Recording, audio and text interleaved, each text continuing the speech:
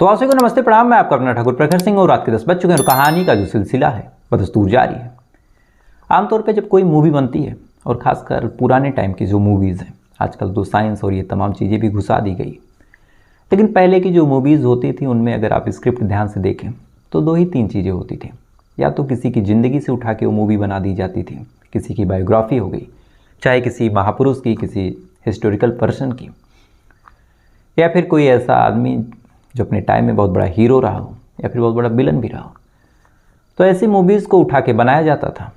या फिर जो दूसरा काम होता था, एक मूवी ऐसी बनानी है जिसमें शुरुआत में जो बुरा इंसान होगा, जो विलन होगा, उसकी लग्जरी लाइफ दिखाई तो जाएगी, लेकिन अंत में जो कंक्लूज़न निकल के सामने आएगा वो यही आएगा कि बुराई चाहे जितनी आगे हो जाए, चाहे जितनी तेज़ हो जाए, लेकिन जो सच्चाई है जीत अंत में उसी की होती है। अब इन कहानियों का, इन मूवीज़ का जो पर्पज़ होता है वो यही होता है कि इससे इंसान अपनी ज़िंदगी में शिक्षा ले, प्रेरणा ले कि बुरी ज़िंदगी, बुराई की जो राह होती है वो हमेशा खौफनाक होती है, उसका अंत बहुत भयानक होता है।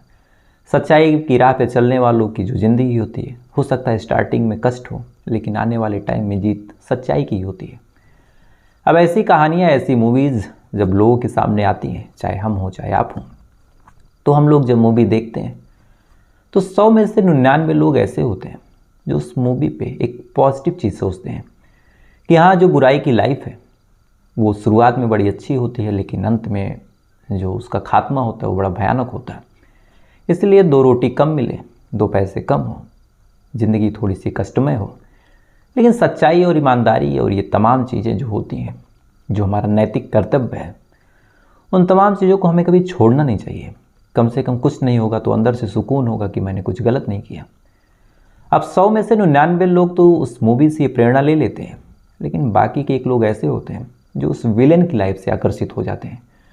उन्हें ये लगता है कि चलो 3 घंटे की मूवी में अंत में भले ही विलेन मर गया, उसकी हार हुई, लेकिन शुरुआती और बाकी आधे से ज़्यादा मूवी तक तो विलन का ही बोलबाला रहा, तो अंत चाहे जैसा हो, विलन वाली ज़िंदगी ज़्यादा बढ़िया है, इसलिए छल कपट ही सही है। तब ऐसे लोग जब मूवी से इंस्पायर होकर ऐसे काम करते हैं और जब ये पूरी कहानी निकल के लोगों के सामने आती है, हम आप सुनते हैं, तो हम सभी हैरान हो जाते हैं कि आखिर 100 में से ये अलग कैसे है और इसकी सोच, इसकी थिंकिंग इतनी अलग कैसे है और इसने ऐसा प्लान बनाया कैसे। और कुछ कहानियाँ तो ऐसी आती हैं जिसे सुनने के बाद ये लगता है कि शायद अगर इस पर मूवी नहीं बनी है तो एक मूवी फिर से बननी चाहिए। और आज की कहानी में भी ठीक ऐसा ही हुआ। आज की कहानी हैदराबाद की है। हैदराबाद में एक जगह तेलंगाना। आज की कहानी इसी तेलंगाना में रहने वाले एक परिवार की है। कहानी साल 2017 की है। दरअसल साल 2017 में इसी तेलंगाना में एक शख्स जिनका नाम था सुधाकर रेड्डी, ये अपने पूरे परिवार के साथ तेलंगाना में एक जगह है जिसका नाम है नगर कुर्नूल, वहाँ पे रहा करते थे। 2014 में इनकी शादी हुई थी। 3 साल गुजरे थे शादी को। बीबी देखने में भी खूबसूरत, नेचर वाइज भी अच्छी। परिवार के सारे लोग बीवी को पसंद कर रहे थे क्योंकि वो अपने सास ससुर की सेवा कर रही थी, अपने पति का सम्मान कर रही थी, घर परिवार को जोड़ के रख रही थी। इधर जब शादीशुदा ज़िंदगी आगे बढ़ी तो एक बच्चा भी हुआ, तो परिवार में अब कोई दुख भी नहीं, सारे लोग खुश हैं। 1 साल 1.5 साल का बच्चा है तो घर में बच्चे की किलकारियाँ गूंज रही। माँ बाप भी खुश, सुधाकर भी खुश, बीवी अलग खुश। इधर सुधाकर भी काम करते थे, उनकी प्रॉपर्टी डीलिंग और बिजनेस ठीक ठाक था, बिजनेस भी फल फूल रहा था, लिहाजा सुधाकर की ज़िंदगी में कोई टेंशन भी नहीं थी। अच्छा, इधर जो बीवी थी वो एक हॉस्पिटल में नर्स थी, तो वहाँ से भी इनकम हो जाती।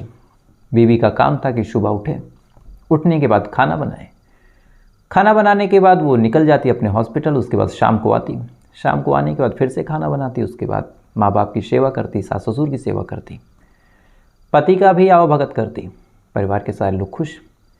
ये तमाम चीज़ें चलती रही, वक्त धीरे धीरे गुजरता रहा। लेकिन इसी बीच अचानक से जो ये महिला है जिसका नाम है स्वाति, जो सुधाकर की बीवी थी, उसका ट्रांसफ़र हो जाता है। अब बीवी का जब ट्रांसफ़र हुआ और जहाँ पे वो काम कर रही थी वहाँ से काम छूटा, तो जहाँ ट्रांसफ़र हुआ फिर वहाँ जाके ज्वाइन करती है। अब जब वहाँ जाके ज्वाइन करती है तो पता चलता है कि जहाँ इस बार पोस्टिंग हुई है वो जगह इसके घर से काफ़ी दूर है। अब एक 1.5 साल का बच्चा और अकेली महिला क्योंकि पति भी अपने कामों में बिजी रहता। तो फिर अब परेशान होने लगी, काम भी देखना था, नौकरी छोड़ नहीं सकती थी, इधर बच्चा भी छोटा। तो फिर पति से इस बारे में कहा कि आने जाने में काफ़ी दिक्कत होती है, शाम हो जाती है, कभी कभार ठंडी का मौसम, ठंडी के मौसम में फिर जल्दी ही शाम होने लगती है, सूरज जल्दी ढल जाता है, और फिर आना और अंधेरा, ठंड, कोहरा, तो काफ़ी दिक्कत होती है। इसलिए अगर पॉसिबल हो तो जहाँ हॉस्पिटल है वहीं के इर्द गिर्द अगर कहीं किराए के कमरे में हम लोग रहने लगें तो आपका काम वहाँ से भी चल सकता है। इधर नज़दीक रहेगा तो मैं जल्द घर पे भी आ जाऊँगी, बच्चे का भी ख्याल रख लूँगी। इधर अभी जो माँ बाबू जी हैं वो भी स्वस्थ हैं, इतनी कोई दिक्कत है नहीं, तो कुछ दिन तक वो अपना बना खा लेंगे। उसके बाद जब बच्चा बड़ा हो जाएगा तो फिर वहीं से आऊँगी जाऊँगी, कोई दिक्कत नहीं है। लेकिन जब तक अभी बच्चा छोटा है और ठंडी का मौसम आ रहा है तो आने जाने में दिक्कत होगी। तो एक काम करते हैं, यहीं पे कहीं कमरा ले लेंगे और यहीं पे रहेंगे। अब उसने जब सुधाकर से ये बात बोली, सुधाकर ने अपने माँ बाप से डिस्कस किया। अब जब बच्चे की बात आती है तो सारे लोग कहते हैं ठीक है। इसके बाद सुधाकर साल 2017 में बाहर किराए के कमरे में अपनी बीवी और अपने बच्चे के साथ रहने लगता है। अब जब बीवी बच्चे के साथ बाहर रहने लगा हॉस्पिटल के नज़दीक, तो बीवी को भी आराम हो गया। इधर जल्द से अपना काम निपटा के वो जल्दी से कमरे पे आती, अपने बच्चे का भी ध्यान रखती, साथ ही खाना पीना कम ही बनाना होता तो जल्दी से बना लेती। अब परिवार वाले काफ़ी खुश थे, सुधाकर भी खुश, उसकी बीवी स्वाति भी खुश, इधर माँ बाप भी खुश, सारे लोग एकदम खुश, सारी चीज़ें बिल्कुल ठीक चल रही। वक्त धीरे धीरे आगे बढ़ा, सारी चीज़ें एकदम फिट चल रही। लेकिन इसी बीच 27 नवंबर की बात है साल 2017। 27 नवंबर साल 2017 को जो स्वाति है अचानक से अपने सास के पास फ़ोन करती है। सास फ़ोन उठाती है, सामने से स्वाति से हेलो करती है, लेकिन इधर जो स्वाति थी एकदम घबराई हुई थी, मानो जैसे उसके मुंह से आवाज़ निकल ही नहीं रही थी। अब ये चीज़ जब सास नोटिस करती है कि बहू एकदम घबराई हुई, फ़ौरन पूछती है कि क्या हुआ। अब स्वाति के मुंह से आवाज़ निकल नहीं रही, स्वाति लगातार रोई जा रही। अब इधर सास का भी कलेजा फटने लगा कि क्या हो गया।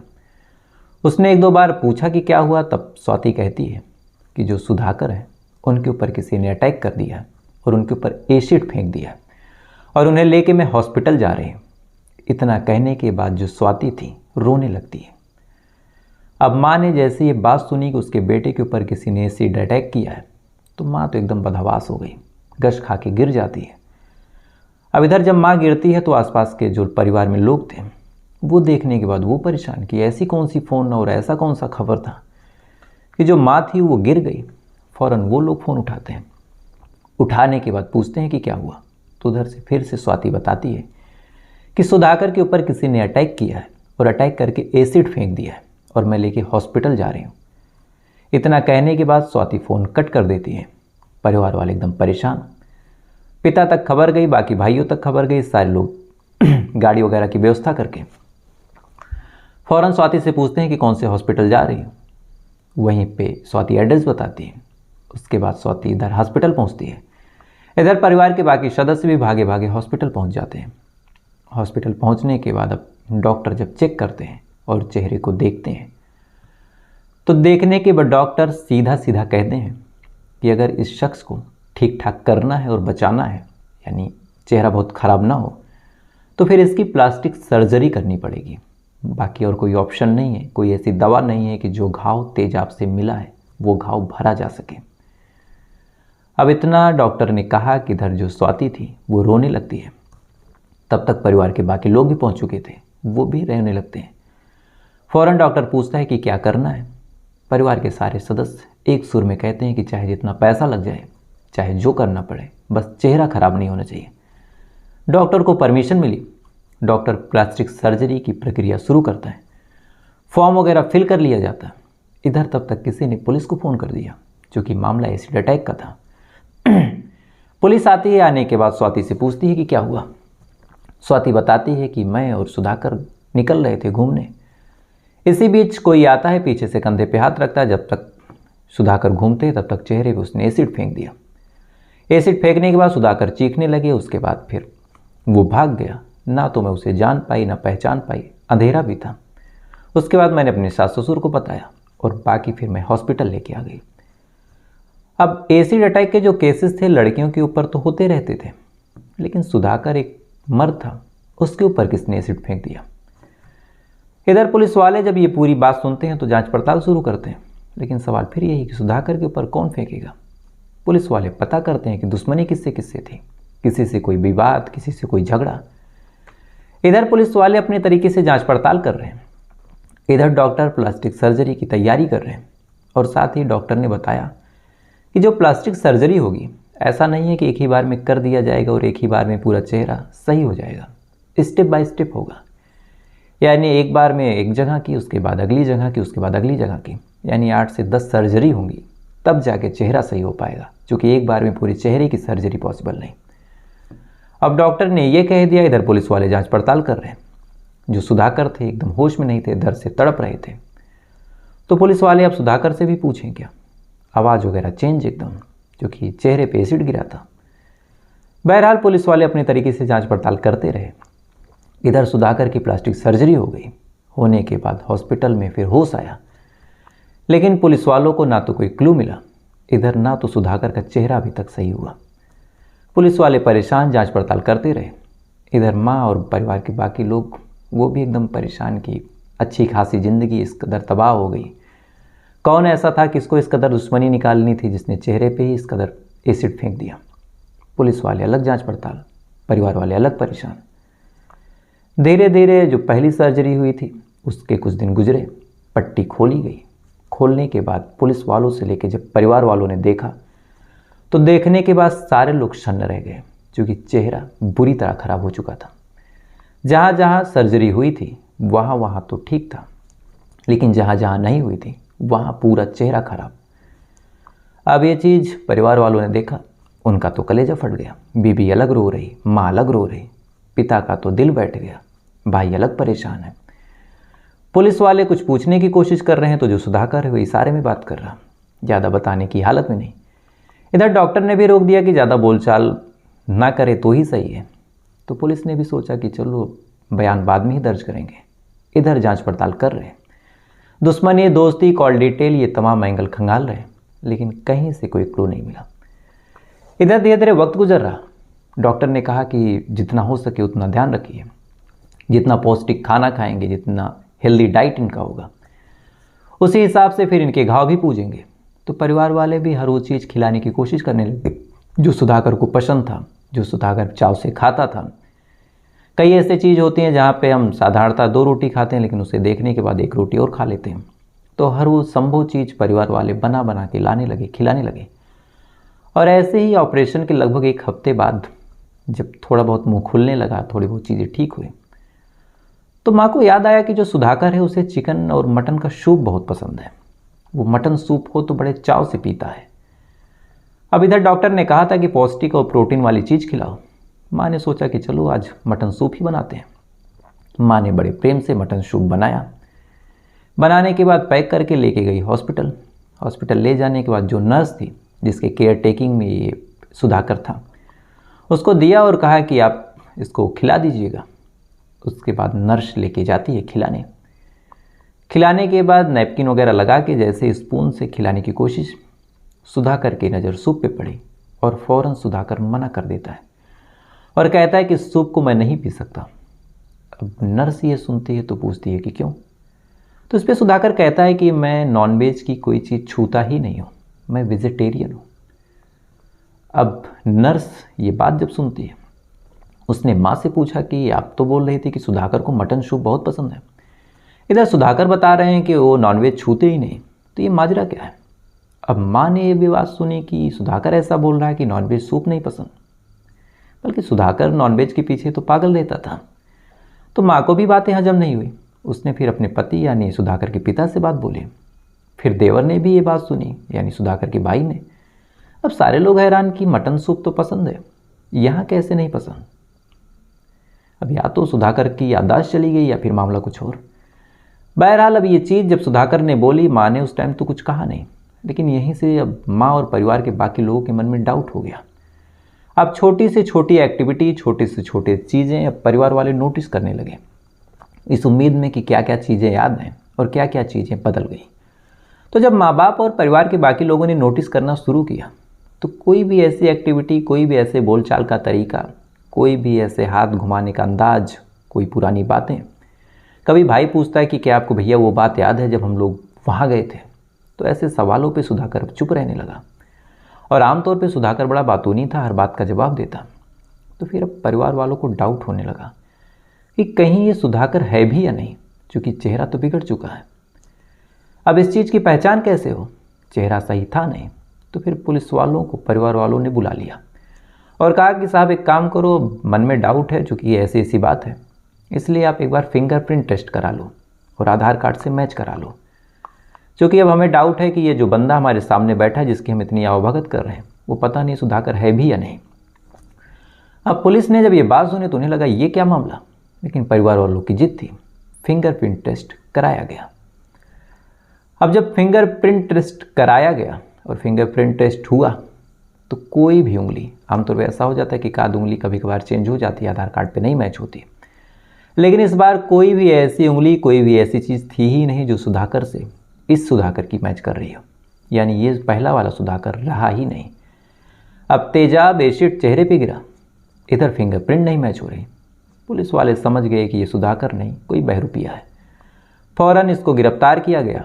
गिरफ्तार करके जब पूछताछ हुई तो फिर इस शख्स ने जो कहानी सुनाई, उसे सुनने के बाद पुलिस वाले सन्न रह गए, क्योंकि ऐसी कहानी और ऐसी प्रेरणा शायद उन्होंने मूवी में ही देखी थी। दरअसल जब साल 2017 की शुरुआत हुई तो साल 2017 की शुरुआत तक सारी चीज़ें बिल्कुल ठीक चल रही थी, लेकिन इस बार साल 2017 की शुरुआत में स्वाति की जहाँ पोस्टिंग हुई थी उसी हॉस्पिटल में एक फिजियोथेरेपिस्ट था जिसका नाम था राजेश। जब उसी हॉस्पिटल में नर्स बन के जाती है और उसी के अंडर काम करती है, तो काम करने के दौरान अब स्वाति बेहद खूबसूरत, इधर राजेश भी कुंवारा, दोनों के बीच नज़दीकियाँ बढ़ गई। नज़दीकी आगे बढ़ी, दोनों एक दूसरे के प्यार में पड़ गए। आलम कुछ टाइम बाद ये हुआ कि अब दोनों एक दूसरे के बिना रहना भी मुनासिब नहीं समझ रहे थे, लेकिन इधर पति पहले से था, उसके होते हुए न तलाक हो सकता था क्योंकि बच्चा भी बीच में था, और पति को छोड़ के जाए तो जाए कहाँ। राजेश इस हिसाब से अपना भी नहीं सकता था, तलाक की भी कोई वैलिड वजह नहीं थी। और अगर इसे ये भी था कि अगर पति को मार भी दें तो मामला फंस जाएगा, पुलिस केस होगा, जेल चले जाएंगे। अब रहना भी राजेश के साथ है, पति मरना भी नहीं चाहिए, पति छोड़ेगा भी नहीं, पति को मैं भी नहीं छोड़ूंगी, तो करें क्या। तो फिर यहीं से इन्होंने प्लान करना शुरू किया। और इसी दौरान एक मूवी आई थी जिसका नाम था योद्धू। आप लोगों में से कई लोगों ने देखा होगा, अल्लू अर्जुन की बड़ी फेमस मूवी थी। साल 2017 के आसपास ये मूवी रिलीज़ हुई थी और उस टाइम बड़ी हिट हुई थी, लगभग हर इंसान ने देखी होगी जो साउथ इंडियन मूवीज़ के शौकीन हैं। तो इस मूवी की जो कहानी थी, उस कहानी में हीरो का चेहरा एक बार ख़राब हो जाता है और एक हीरो मर भी जाता है। तो जब दूसरे हीरो का चेहरा ख़राब होता है तो इस मरे हुए हीरो की शक्ल को दूसरे हीरो को दे दिया जाता है और फिर वो दूसरा हीरो पहला हीरो बन के बदला लेता है। अब मूवी में जब ये चीज़ दिखाई गई और इन लोगों ने ये चीज़ देखी तो फिर इन्हें लगा कि ये चीज़ तो हम भी कर सकते हैं। तो फिर यहीं से प्लान बनना शुरू हुआ। अब चूँकि स्वाति और जो राजेश थे दोनों हॉस्पिटल से जुड़े हुए, तो इनके लिए दवाएं और तमाम चीज़ें मैनेज करना मुश्किल था नहीं। तो सबसे पहले 27 नवंबर को जो स्वाति थी उसने बेहोशी की दवा यानी जो एनेस्थीसिया होती है उसका एक डोज तैयार किया और उस डोज को सुधाकर को दे दिया। अब सुधाकर जब बेहोश हो गया तो फिर राजेश और स्वाति मिलकर उसका कत्ल करते हैं और कत्ल करने के बाद लाश को जंगल ले जाते हैं और जंगल ले जाने के बाद लाश को जला देते हैं। यानी अब सुधाकर का चैप्टर क्लोज हो चुका, लेकिन अब यहीं से कहानी का दूसरा स्क्रिप्ट तैयार होता है। इसके बाद बाकायदा एसिड लाया जाता है।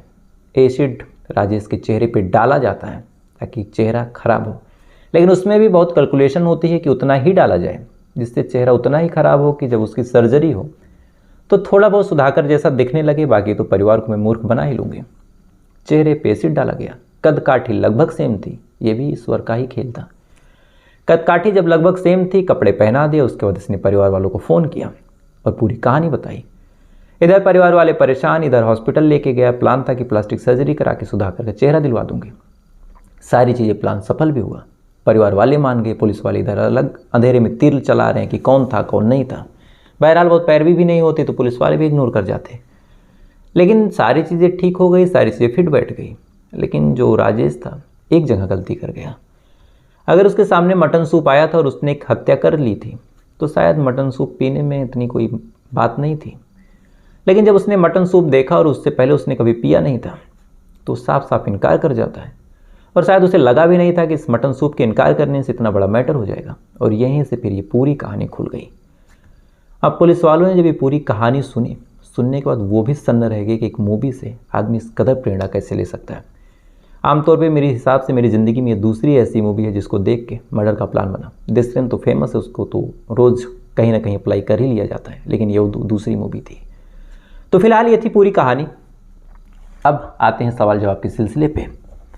और मेरा कल का सवाल था कि जो JNU है उसकी स्थापना कब हुई थी और उसका फुल फॉर्म क्या है। तो JNU का फुल फॉर्म लगभग सभी लोग जानते होंगे, जवाहरलाल नेहरू यूनिवर्सिटी। और इसकी स्थापना कायदे से शुरुआत 1966 यानी 1966 में हुई। संसद में बिल पास हुआ और ये वजूद में 1969 में आया, यानी 1969 में। यानी ये भी कहा जाता है कि अभी हाल की ही यूनिवर्सिटी है। अब इस सवाल का जो सही जवाब दिया है वो दिया है चेस क्वेस्ट जी हैं। शायद आप अपना नाम लिखते तो नाम लेने में आसानी भी होती। राशिद खान जी हैं और इनके जो साहबजादे हैं, इनके जो बेटे हैं, उनका नाम है आहद। उनका जन्मदिन भी है, तो हैप्पी बर्थडे आहद जी। ईश्वर से यही प्रार्थना है कि आप जीवन में आगे बढ़ें। साथ ही अवंती होरो जी हैं, इन्होंने हर बार की तरह फिर से इस बार सही जवाब दिया है। तो अवंती होरो जी, आपको दिल से शुभकामनाएं। ऐसे ही अपना ज्ञान बढ़ाइए, हम सबका ज्ञान बढ़ाइए। अब आते हैं आज के सवाल की बात करते हैं। और आज का सवाल भी इसी सवाल से जुड़ा हुआ है। और आज का मेरा सवाल है कि जवाहरलाल नेहरू यूनिवर्सिटी जो है, अब नाम इसमें जवाहरलाल नेहरू जी का है, लेकिन इस यूनिवर्सिटी के संस्थापक यानी इसकी स्थापना किसने की थी। अगर आपको इसका जवाब पता हो तो कमेंट करके बताइएगा, नहीं पता हो तो कल का इंतजार कीजिएगा, कल मैं आपको बताऊंगा। साथ ही ऐसी वीडियो देखने के लिए, ऐसी कहानियाँ सुनने के लिए वीडियो को लाइक कर लीजिएगा, चैनल को सब्सक्राइब कर लीजिएगा। तो आपसे कल फिर मुलाकात होगी किसी दूसरी कहानी के साथ। तब तक अच्छी रहिए, खुश रहिए, अपना ख्याल रखिए, अपने देश का ख्याल रखिए। जय हिंद, वंदे मातरम।